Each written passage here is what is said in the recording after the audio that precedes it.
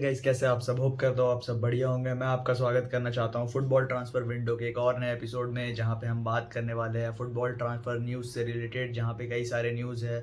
कौन से क्लब कौन से प्लेयर में इंटरेस्टेड है, कौन से प्लेयर कौन से क्लब को ज्वाइन करने वाले हैं as a free agent, transfer से न्यूज़, कॉन्ट्रैक्ट रिन्यूअल और कई सारे न्यूज़ फुटबॉल रिलेटेड मैं आपको इस वीडियो में बताने वाला हूँ। अगर आप इस सब फुटबॉल से रिलेटेड कॉन्टेंट देखना चाहते हैं तो हमारे चैनल को प्लीज़ लाइक शेयर सब्सक्राइब करें और भाई कमेंट करें ज़रूर और बताएं हमें कि आपका फेवरेट क्लब कौन सा है, आपके क्लब कौन से साइनिंग्स के लिए जाने वाले हैं या कौन सी साइनिंग्स की ज़रूरत है आपके क्लब को।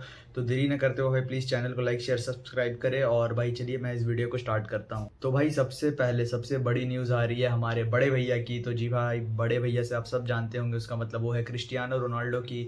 और क्रिस्टियानो रोनाल्डो ने खेल लिया अपना अल नसर का आखिरी मैच। जितना हम रोनाल्डो को जानते हैं भाई, उनकी ईगो और उनका जो सेल्फ कॉन्फिडेंस है वो काफ़ी ज़्यादा बड़ा है और कहीं ना कहीं भाई उसको बैक भी करना चाहिए ऐसे प्लेयरों को, क्योंकि भाई ये है फुटबॉल हिस्ट्री के टॉप स्कोरर। और भाई कहीं ना कहीं मेरे को नहीं लगता कि अब वो अल नसर के साथ अपना कॉन्ट्रैक्ट रिन्यू करने वाले हैं, क्योंकि अल नसर भाई क्लब वर्ल्ड कप नहीं खेलने वाली है और क्रिस्टियानो रोनाल्डो को भाई खेलना है क्लब वर्ल्ड कप। और कहीं ना कहीं उसके बाद उन्होंने जो भाई कारनामा किया है, back to back 2 golden boot जीता है भाई, और उसके बाद भी अल नसर के फैंस ऐसा बिहेवियर रखते हैं towards the one of the greatest football player of all time, if not great. भाई उसके बाद रोनाल्डो की भाई कहीं ना कहीं इंस्टाग्राम पोस्ट में आई कि द चैप्टर इज ओवर, और ये कहीं ना कहीं सब कुछ बयान कर सकता है कि भाई रोनाल्डो ने कहीं ना कहीं कह दिया कि अब वो भाई नहीं खेलेंगे भाई अब अल नसर की जर्सी में, हमें रोनाल्डो नहीं खेलते हुए दिख सकते। और उनका कॉन्ट्रैक्ट जो कि जून में एक्सपायर होने वाला है, मेरे को कोई चांसेस नहीं लगते कि वो रिन्यू करेंगे। हालांकि जब भाई दिसंबर चल रहा था और जब अल नसर ने कई सारे रिक्रूटमेंट की थी तो भाई कहीं ना कहीं लग रहा था कि रोनाल्डो रुक सकते हैं और कहीं ना कहीं कॉन्ट्रैक्ट एक्सटेंशन की बात भी चल रही थी। पर अब क्लियर है भाई, ये दोनों का सागा यहाँ पे खत्म हो चुका है। अब व्हाट नेक्स्ट फॉर रोनाल्डो। कहीं ना कहीं भाई बहुत सारे फैंस इस थंबनेल को देख के आए होंगे कि भाई रोनाल्डो टू रियल मैड्रिड, तो भाई मैं आपको बता दूं ये ऐसा कुछ नहीं होने वाला है। हालांकि ये होता तो ये काफ़ी ज़्यादा नॉस्टैल्जिक होता, लेकिन भाई अभी फ़िलहाल कई सारे क्लब्स लाइन में तो नहीं है रोनाल्डो के लिए, पर उनके पास ऑफ़र है अल हिलाल का। और भाई कहीं न कहीं जब अल हिलाल से जब से नेमार गए तो उन्हें एक डेस्परेट सुपर साइनिंग की ज़रूरत है। और भाई what better then Cristiano Ronaldo, जो कि फुटबॉल कहीं नहीं पूरी दुनिया का सबसे बड़ा ब्रांड है। और भाई कहीं न कहीं मेरे को लगता है कि अल हिल जाएगी और क्रिस्टियानो रोनाल्डो एक्सेप्ट कर लेंगे अल हिलाल का कहीं न कहीं ट्रांसफ़र ऑफ़र, क्योंकि भाई देखो पैसे तो उन्हें उतने ही मिलेंगे, पर वो जो उनकी इच्छा है वो क्लब वर्ल्ड कप में कहीं ना खेलने की, वो पूरी होते हुए हमें दिख जाएगी अगर वो अल हिलाल का कॉन्ट्रैक्ट ऑफ़र अगर एक्सेप्ट कर लेते हैं तो। और कहीं न कहीं भाई एक बहुत ज़्यादा ऑकवर्ड सिचुएशन होगी रियल मैड्रिड फैंस और खास करके क्रिस्टियानो फैंस के लिए, क्योंकि भाई अगर वो अल हिलाल के लिए साइन करते हैं तो कहीं न कहीं वो अपना डेब्यू रियल मैड्रिड के ही अगेंस्ट करेंगे। जी हाँ, रियल मैड्रिड के अगेंस्ट करेंगे क्लब वर्ल्ड कप में। तो अभी देखते हैं क्या होता है। रोनाल्डो से रिलेटेड अगर कोई और न्यूज़ आती है तो, क्योंकि भाई देखो ये जो न्यूज़ है इस पे कहीं ना कहीं जो कि क्लब्स की बात आ रही है कि रोनाल्डो में सिर्फ अल हिलाल इंटरेस्टेड है, लेकिन भाई बीच में तड़का तो लगा है इसमें। तड़का इस बात का लगा है कि भाई जो अभी हाल फिलहाल में फीफा और यूएफा के कुछ ऑफिशियल्स में मीटिंग होने वाली थी रिगार्डिंग क्लब वर्ल्ड कप। तो इसमें जॉनी इन्फेंटिनो जो कि भाई फीफा के प्रेसिडेंट है वो 3 घंटे लेट आते हैं, और भाई यूएफा के जो रिप्रेजेंटेटिव होते हैं आउट ऑफ सेल्फ रिस्पेक्ट भाई कि उनकी भी कितनी डाउन हो रही थी, उन्होंने मीटिंग को छोड़ा। पर इसका एक्सप्लेनेशन जॉनी इन्फेंटिनो ने ये दिया कि वो सऊदी के रिप्रेजेंटेटिव और डोनाल्ड ट्रंप के साथ मीटिंग में थे। तो भाई अगर कोई क्यों सऊदी के क्लब्स के साथ मीटिंग करेगा, ऑब्वियस सी बात है, क्योंकि इस क्लब वर्ल्ड कप को उतनी हाइप नहीं मिल रही थी जितना फीफा ने एक्सपेक्ट किया था। और भाई what better than bring 2 greatest player of all time, Messi and Ronaldo in club world cup. तो भाई मेसी तो है क्लब वर्ल्ड कप में क्योंकि इंटर मियामी क्वालिफाई कर चुकी है, पर भाई क्या रोनाल्डो के लिए अब क्या सिचुएशन हो रही है, क्या टीम के वो एमएलएस की टीम से भी वो खेल सकते हैं, पर मेरे को नहीं लगता कि वो एमएलएस जाएंगे। श्योर शॉट अगर सऊदी की कहीं ना कहीं मैनेजमेंट से अगर जॉनी इन्फेंटिनो की मीटिंग थी तो ये था रिगार्डिंग रोनाल्डो ही भाई, कि वो अल हिलाल को अल हिलाल किससे खिलाइए रोनाल्डो को, जल्द से जल्द उन्हें कॉन्ट्रैक्ट दीजिए, साइन करवाइए। तो अभी देखते हैं क्या होता है। उसके बाद बात करते हैं अब हम दूसरी न्यूज़ की। तो दूसरी न्यूज़ आ रही है मैनचेस्टर सिटी से। तो भाई मैनचेस्टर सिटी ने रायन चर्की को भी शॉर्टलिस्ट किया as one of the target to in their midfield spot after Kevin De Bruyne leaving. तो भाई रायन चर्की जो कि बहुत अच्छे प्लेयर है, कहीं ना कहीं लीग वन से आते हैं, फ्रांस के प्लेयर है, और लियोन को के साथ इन्होंने काफ़ी अच्छा नंबर प्रोड्यूस किया है। तो भाई देखते हैं अभी क्या होता है, क्योंकि Manchester City is desperate to replace Kevin De Bruyne, और बात जब केविन डी ब्रुयने से हुई है तो कहीं ना कहीं अब हमें वो कंफर्म होता हुआ दिख रहा है। उनकी और नेपोली की जो 3 साल की डील थी, 3 साल का कॉन्ट्रैक्ट दिया गया केविन डी ब्रुयने को, 6 मिलियन सैलरी उनकी नेट रहेगी 2 साल तक, और तीसरा ईयर उनका कॉन्ट्रैक्ट 5 मिलियन हो जाएगा, 5 मिलियन उनको मिलेंगे। और भाई कहीं ना कहीं उनके lawyers are in Naples to finalise the deal, और कहीं ना कहीं नेपोली के प्रेसिडेंट ने भी कह दिया ये बात कि भाई केविन डी ब्रुयने ने यहाँ पे नेपल्स में एक घर खरीद लिया है। तो भाई कहीं ना कहीं डन डील हमें होता हुआ दिख रहा है, और कहीं ना कहीं ये हो गया तो भाई नेपोली के लिए बहुत ज़्यादा अच्छा बूस्ट होगा, क्योंकि एक बहुत और ख़राब खबर आ रही है नेपोली से निकल के कि उनके जो मैनेजर है कॉन्टे एंड, तो वो छोड़ के जाते हुए हमें दिख रहा है। रीज़न बीइंग कि भाई देखो, कॉन्टे एक ऐसे मैनेजर है जिन रिजल्ट आपको ला के देते हैं, जैसा कि आपने देखा कि नेपोली को उन्होंने स्कोडेटो जिता दिया, क्योंकि इससे पहले वो 10वें स्थान पे थे पिछले सीज़न, और उसके बाद वहाँ से स्कोडेटो जिताना बहुत बड़ी बात है। इवन आपके 20 सीज़न में क्वारात्स्केलिया आपको छोड़ के जा चुके थे, विक्टर ओसिमन नहीं थे, लेकिन उसके बाद भी जिताना एक बहुत बड़ी बात है। और उनको चाहिए भाई रीइंफोर्समेंट, क्योंकि भाई वो नेपोली को अगर प्रोजेक्ट को कंटिन्यू करेंगे तो उनको चाहिए एक डोमिनेटिंग टीम, ताकि भाई वो यूरोप में भी अच्छा कर सके। तो वो चीज़ अभी शायद कहीं ना कहीं नहीं दे पाएंगे उनके जो प्रेसिडेंट है।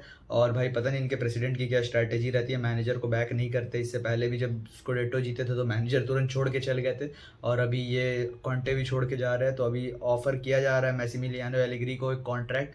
देखते हैं वो चार्ज करते हैं कि नहीं। और उसके बाद अब बात करते हैं भाई एक और न्यूज़ से। ये न्यूज़ थोड़ी हालांकि पुरानी हो चुकी है, पर भाई मैं थोड़ा लेट हूँ, आई एम सॉरी, बट कहीं ना कहीं रियल मैड्रिड ने प्रेजेंट कर दिया जावी अलोंसो को as a new Real Madrid manager. और भाई जावी अलोंसो का जो पहला प्रेस कॉन्फ्रेंस था काफ़ी ज़्यादा अच्छा था, और भाई कहीं ना कहीं उन्होंने कई सारे प्रॉमिस किए मैड्रिस्टा को कि भाई देखो, मैं एक ऐसी फुटबॉल खिलाना चाहूँगा कि जब सब रियल मैड्रिड फैन इस टीम को देखे तो भाई कहीं ना कहीं वो प्राउड हो, कि कहे कि हाँ ये रियल मैड्रिड है, ये वो रियल मैड्रिड है, ये मेरी रियल मैड्रिड है, ऐसा बोले। तो भाई कहीं ना कहीं बहुत ज़्यादा अच्छी स्टेटमेंट थी। उसके बाद बात करें प्लेयरों की, तो भाई उन्होंने कहा कि विनीसियस और एम्बाप्पे को एक टीम में रहना इट्स वेरी मतलब प्राउड, बहुत एक यूनिक प्लेयर है, बहुत दोनों अमेजिंग फैंटास्टिक प्लेयर, और बहुत ही अच्छी बात है किसी टीम के लिए अगर ये दोनों प्लेयर एक टीम में खेले।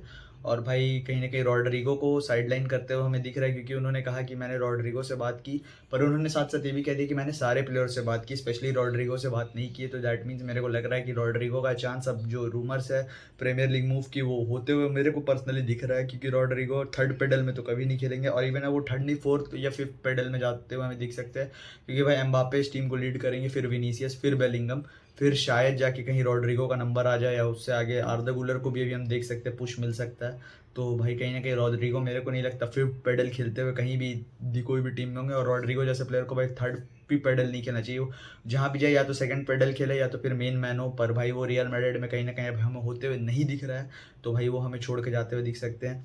तो इतनी न्यूज़ थी फिलहाल, तो लिवरपूल के रिगार्डिंग अभी कोई न्यूज़ नहीं आई है। अभी जो फ्लोरियन वर्ड्स वाले डील में अभी जो जहाँ था वहीं अटका हुआ है। अब भाई ढेर सारी खबर आ रही है मेरे फुटबॉल क्लब यानी कि एफसी बार्सिलोना से, बहुत सारे न्यूज़ आ रही है। कोच कॉन्ट्रैक्ट रिन्यूअल हो चुके हैं, जैसे कि आप मेरा फेस देख के समझ गए होंगे किनका, और भाई कई सारे सागा से रिलेटेड न्यूज़ आ रही है। तो सबसे पहले बात करते हैं भाई कि Barcelona ready to go all in for Joan Garcia, और भाई मैं बहुत ज़्यादा खुश हुआ था इस न्यूज़ को सुन के। लेकिन फिर कल एक न्यूज़ और आ रही थी कि भाई कहीं ना कहीं बहुत ज़्यादा बकचोदी चल रही है डेको के दिमाग में, कि भाई उसको लेते हैं फिर लोन कर देते हैं वेलेंसिया को। क्यों करना लोन भाई, इतना अच्छा प्लेयर है भाई, उसको कॉम्पिटिशन में डालो, उसको स्टार्टिंग स्पॉट में डालो, भाई वो रेडी है to play in starting spot for Barcelona.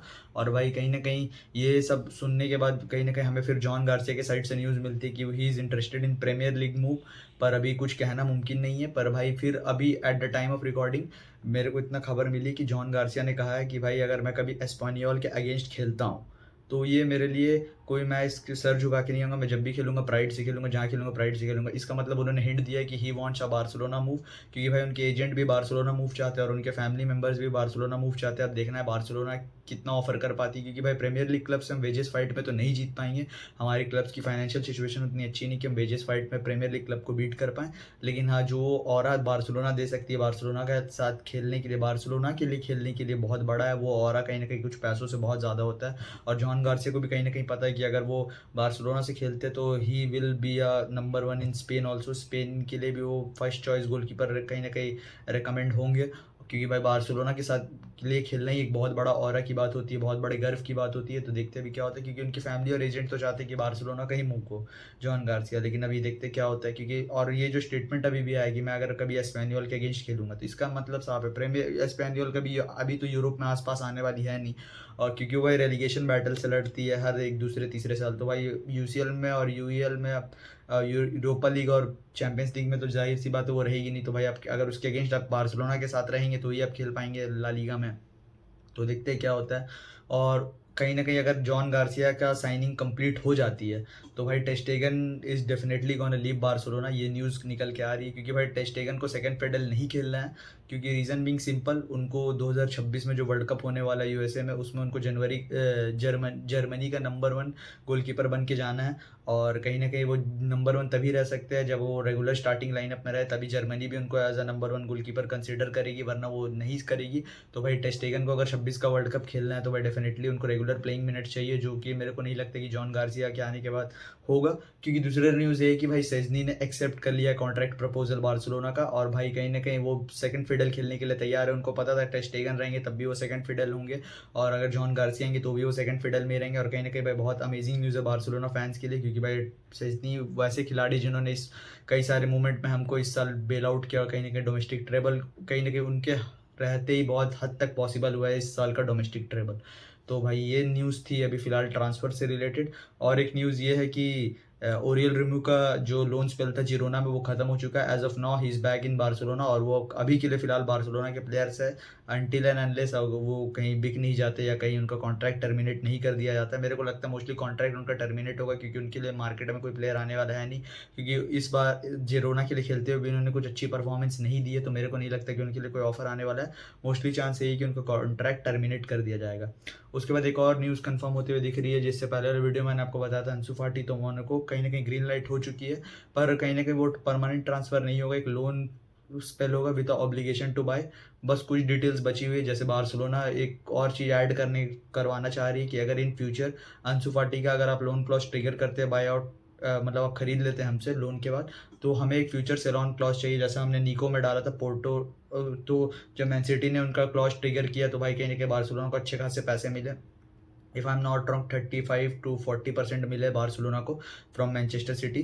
तो भाई कहीं ना कहीं ये क्लॉस अंसु फाती में भी वो डलाना चाह रहे हैं। और भाई कहीं ना कहीं वीडियो अब एंड होने वाला है, लेकिन मैंने सबसे एंड में ही सबसे बड़ी न्यूज़ बचा के रखी थी, और वो भाई आप मेरे चेहरे से समझ सकते हो, लमीन यमाल है sign a new contract until 2031। और भाई वो 6 साल का कॉन्ट्रैक्ट उन्होंने साइन कर लिया। भाई मेरे जान में जान आ गई कि 6 साल के लिए हमारा प्रिंस अब हमारे पास ही रहेगा। 1 बिलियन का रिलीज क्लॉज है, और कहीं ना कहीं बहुत जल्दी हो जाता, लेकिन उनके एजेंट जॉर्ज मेंडिस ने भाई एक और ऑब्लिगेशन डलवा दिया है। और मैं इस ऑब्लिगेशन से काफ़ी ज़्यादा खुश हूँ कि भाई बैलन डॉर क्लॉज उनको एक डाल दिया गया। तो अगर लमीन यमाल बैलन डॉर जीतते तो उनको एक अच्छा खासा बोनस मिलेगा। दे दो भाई दे दो, अगर बैलन डॉर हमारा प्लेयर जीतता तो मेरे को कोई एतराज़ नहीं। ऐसा हमने मेसी के कॉन्ट्रैक्ट में देखा था, ऐसा हमने लुका मॉड्रिच के कॉन्ट्रैक्ट में देखा था, और ऐसा अक्सर रियल मैड्रिड के प्लेयर्स करते हैं। रियल मैड्रिड की टीम करती है कि अगर आपके कोई भी प्लेयर अगर बैलन डॉर जीतेगा तो उसको एक बोनस मिलता है। तो भाई कहीं ना कहीं वो कॉन्ट्रैक्ट क्लॉज लमीन यमाल के कॉन्ट्रैक्ट में भी डाल दिया गया। तो भाई आई एम वेरी हैप्पी कि भाई लमीन यमाल इज स्टेइंग, और बहुत ज़्यादा खुश हूँ, हमारा प्रिंस हमारे साथ रुकने वाला है। तो भाई डेट्स ऑल, इतने ही न्यूज़ था मेरे पास बताने के लिए, और कुछ न्यूज़ आती है तो मैं आपको ज़रूर अपडेट करूँगा नेक्स्ट वीडियो में। तो भाई आपको वीडियो यहाँ तक आपने देखा है तो भाई चैनल को प्लीज़ लाइक शेयर सब्सक्राइब करें, और भाई कमेंट करके बताएं अपनी फेवरेट क्लब साइनिंग्स, बताएं बार्सिलोना को कौन सी साइनिंग्स के लिए जाना चाहिए, जॉन गार्सिया को रखना चाहिए या नहीं साइन करना चाहिए, और उसके बाद टेस्टेगन को क्या रखना चाहिए नहीं रखना चाहिए। उसके बाद आपकी फेवरेट क्लब कौन सी है, क्या पोजीशन में उनको साइनिंग्स की ज़रूरत है, हमें ज़रूर बताएं। मैं ज़रूर आप सबको रिप्लाई करूँगा। तो आज की वीडियो के लिए इतना ही, मैं मिलता हूँ आपसे नेक्स्ट वीडियो में। Till then peace out.